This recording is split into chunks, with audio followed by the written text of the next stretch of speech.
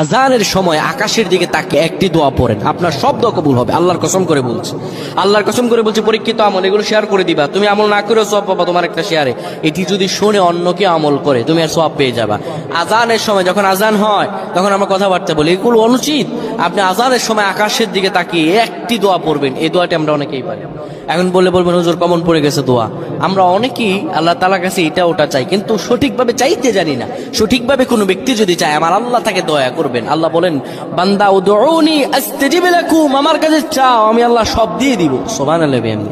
যখন আপনার আজান হয়, আজানের সময় আপনি আসমানের দিকে তাকান, তাকিয়ে আপনি বলুন, পড়তে থাকেন, আল্লাহুম্মা আনতা রাব্বি লা ইলাহা ইল্লা আনতা খলাকতানি ওয়া আনা আবদুকা ওয়া আনা আলা আহদিকা ওয়া ওয়া'দিকা মাসতাতা'তু আউযু বিকা মিন শাররি মা সানা'তু আবু'ু লাকা বিনি'মাতিকা আলাইয়া ওয়া আবু'ু বিযানবি ফাগফির লি ফাইন্নাহু লা ইয়াগফিরুয যুনুবা ইল্লা আনতা। এই সাইয়্যিদুল ইস্তিগফার আপনি পড়েন, ইনশাআল্লাহ আল্লাহ সব দোয়া কবুল করে আপনাকে কবুল আর মঞ্জুর করে নেবেন। পড়েন আল্লাহু আকবার।